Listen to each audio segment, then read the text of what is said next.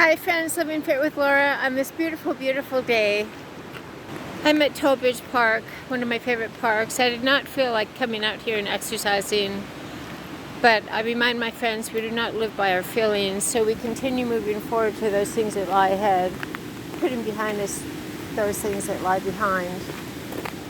We focus on the sun, S-O-N. I want to talk today about paralyzing feelings of depression. Remember, depression is a verb. When we depress, we are doing something. We are depressing.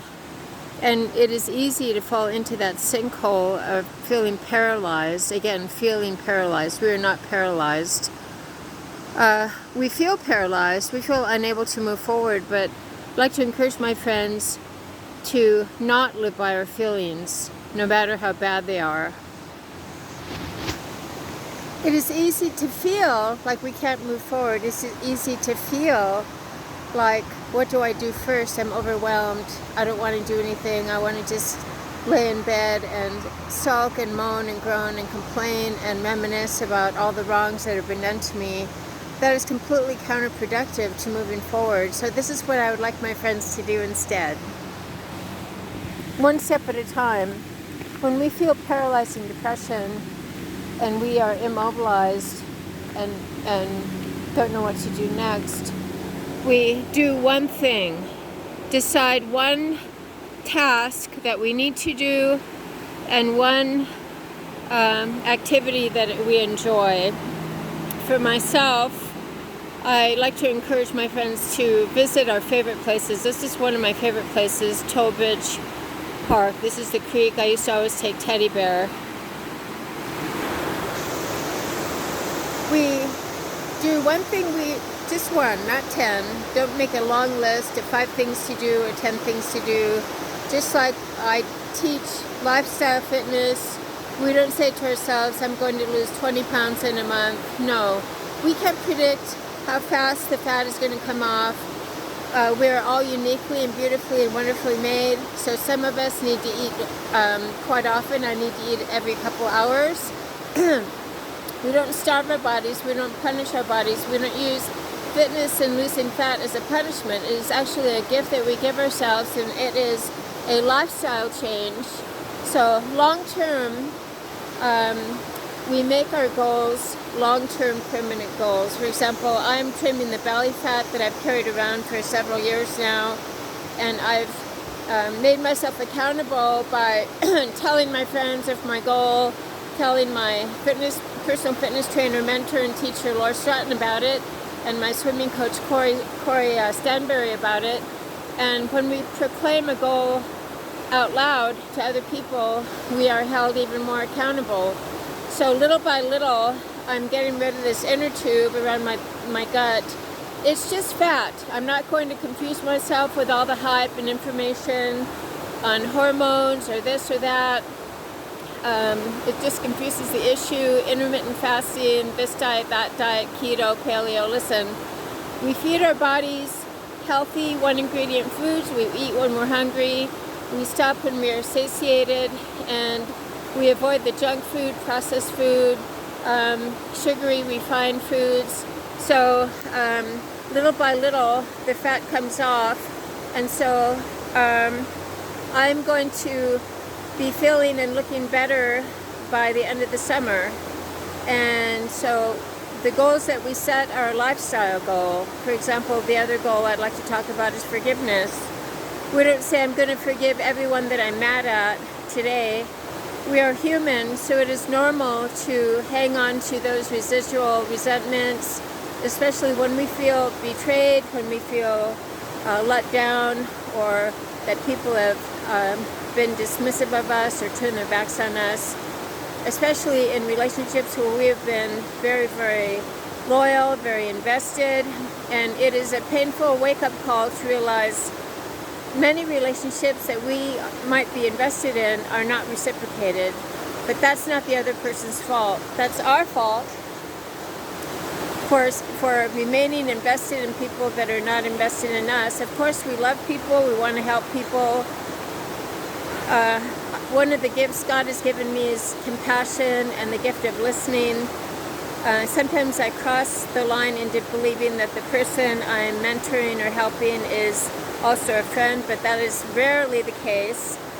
We are to love generously without any expectation. The reason we stay sane is because we rely on our Savior to keep us sane, stable, serene, and strong, not rely on what a person might do or not do. So we are sane, stable, serene, and strong, not because of what people do. The individual I'd been putting a lot of energy in the last year and a half did not reciprocate, and it was painfully obvious when I got laid off on the 27th of April. I did not hear from her. But that is just a reminder to me that I am sane, stable, serene, and strong without any expectation. The relationship had always been pretty much one-sided, my mentoring her, my listening to her, helping her. So we are never, ever, ever to expect anything from other people. It is setting ourselves up for misery and disappointment, and it is not fair to the other person. We cannot expect someone to give us a $5 bill if they don't have any money in their wallet. Likewise, we do not expect people to be there for us in our darkest hour if they're simply not able to. When my mother passed away, I got a lot of text messages. I think I might have gotten one card from my older sister. But it struck me as to how shallow and superficial this culture has become, relying on our electronic devices. That's why I encourage my friends to pick up the phone and call people, visit people. And if there is a traumatic life event of someone we really care about, don't send a text message. I would like to encourage my friends to put a card in the mail or pick up the phone. It doesn't take more than a few minutes, and it means the world.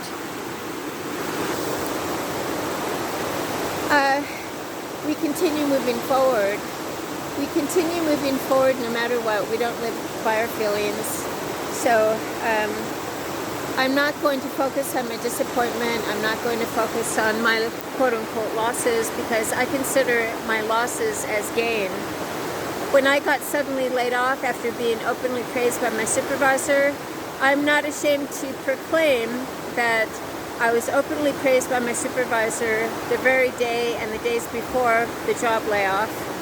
I have nothing to regret. My work habits and my work ethic were what I would have wanted them to be. I have no regrets at all about my work.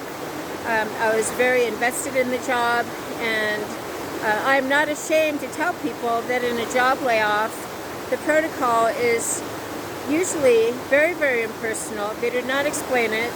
They give you a few minutes to clear your desk and you're escorted out. It happens in the larger corporations. It happened in this company where the managers were boasting about, this is a family, I care about everyone. Listen, this is where I like to teach my friends. Be careful of what we say with our mouth if we're not going to live it with our lives. Jesus was not afraid to call out evil and call out hypocrisy. When the scribes and Pharisees were praying out loud just to gain the attention of people in the town, yet they were hypocritical. They were two-faced because all they cared about was money. Jesus called them out on it. We are not to live as wimps. We are not to live as doormats. We do not hesitate to call out what is evil, to call out what is sinful. I am very upfront and direct with people, and so as a personal trainer and mentor, I call out to my friends that I care about if they are doing things that are sabotaging their goals. For example, if I have a client that wants to lose weight and they eat a bag of potato chips and sit on the sofa and feel sorry for themselves, I'm going to call out, hey look, let's make a decision to respect ourselves, to respect our bodies, and to move forward to developing better habits. I want people to be accountable for their behavior. Likewise, if I know of a person who proclaims and boasts to have wonderful communication skills and has invested time in communication workshops, we not only can just talk the talk, we have to walk the walk. In fact, it is better to talk less and do more. We walk and live our way to the goals that we want. We don't just jabber all the time. We don't talk about, I want to lose weight, I want to get thin, and then we sit and eat junk food all the time. Do more and talk less. So in the case of a supervisor or a manager boasting about communication skills, he cares about people, and then in the event of a no-notice layoff, I was not ashamed to bring to point, wait a minute, what about all those communication workshops that you were boasting about? Where's the communication here?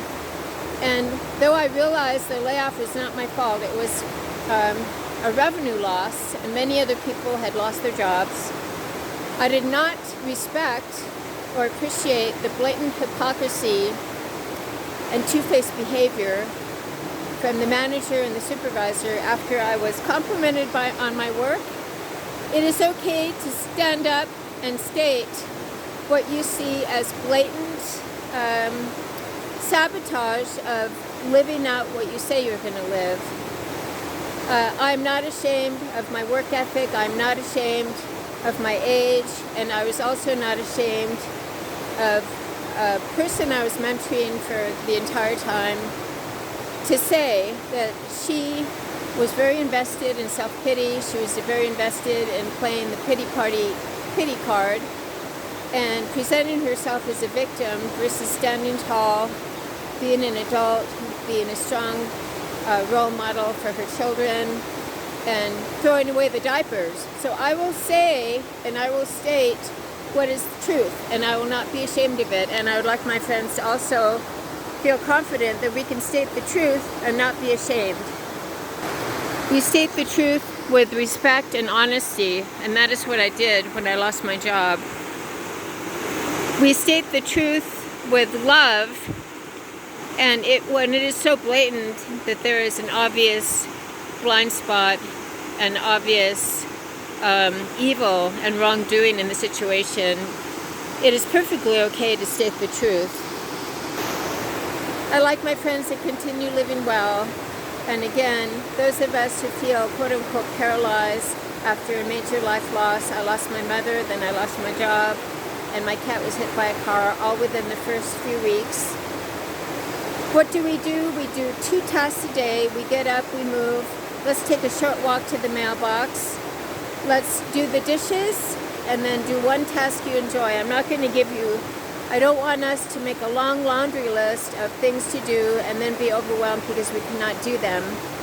The key is to keep moving. We continue moving. We get up and we put 1 foot in front of the other. We continue moving forward to those things that lie ahead.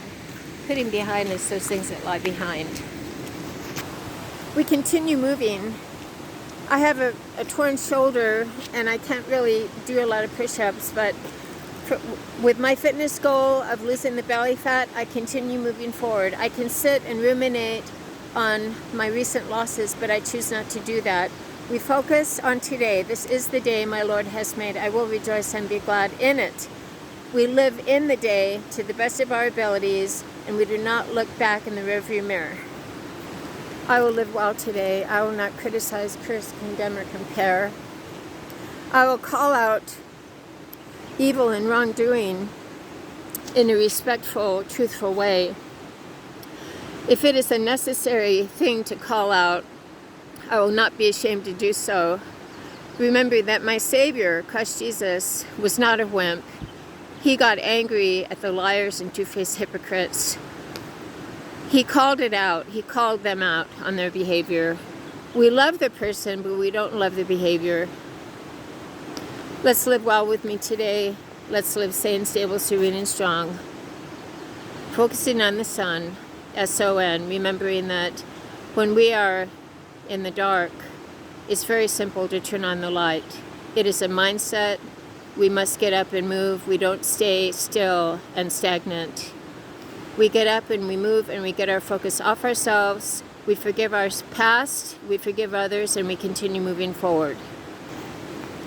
This has been a rather long video, but I wanted to talk about these things to help my friends who have lost their jobs, help my friends who are stuck in the muck of depression, help my friends who keep ruminating about betrayals from the past. The only thing we can do is move forward, one step at a time. So let's get off our butt. Let's put on our walking shoes. Let's put on our jacket and just move. You'll feel better because the laws of physics, the laws of momentum, talk about inertia and momentum.